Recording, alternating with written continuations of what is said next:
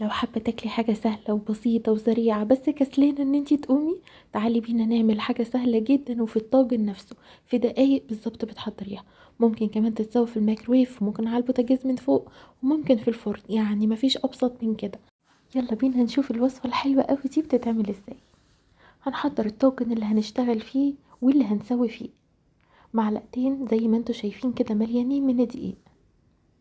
ممكن تضيفي من معلقة لمعلقتين من السكر، انا عملت معلقتين. وكمان معلقة من الكاكاو الخام. السكر ده بتاعك انتي ومزقلة نسبية.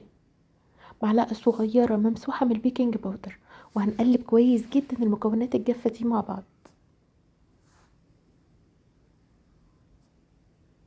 هبتدي اضيف كمان، انا ضفت معلقة كمان من السكر. انا حطيت كده معلقتين تمام كده. هبتدي اضيف بقى المكونات السايلة، ودي بسيطة جدا ومفيش اسهل من كده. معلقتين مليانين من الزيت، بس اهم حاجة الزيت يكون نضيف. وكمان 5 معالق كبار من الحليب. وعلى حسب بقى ما القوام بتاع الكيك بتاعك يظبط معاكي. يعني انا زودت شوية كمان على ال5 معالق. حطيت تقريبا 6 تمام كده. حسب القوام اللي انتوا هتشوفوه ده.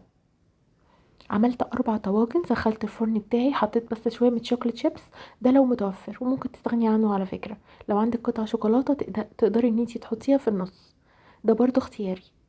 سخنت الفرن بتاعي على درجة حرارة 180، ودخلتها في الرف الأوسط ربع ساعة بالظبط وطلعت معانا. نعمل الصوص الاقتصادي التحفة بقى. كوباية من الحليب، وكمان كوباية من السكر،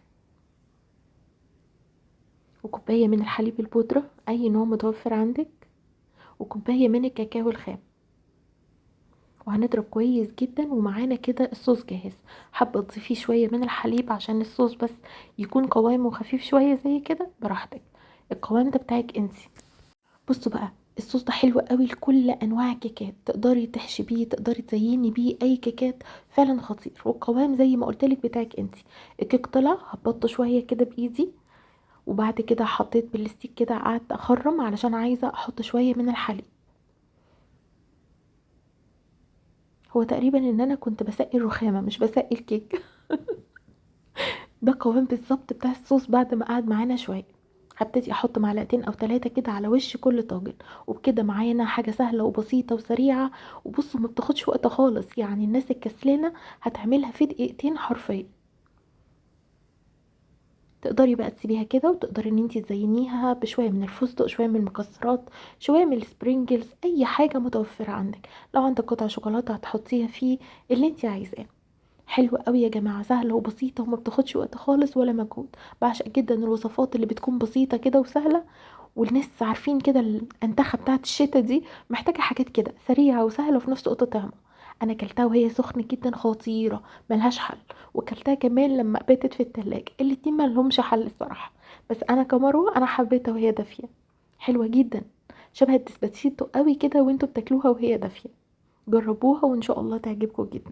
لو اول مره تشوفيني وتتابعيني متنسيش لايك وشير للفيديو. وعرفيني على نفسك وقوليلي من اي بلد انتي بتتابعيني. اشوف فيديو جديد ووصفه جديده. باي باي.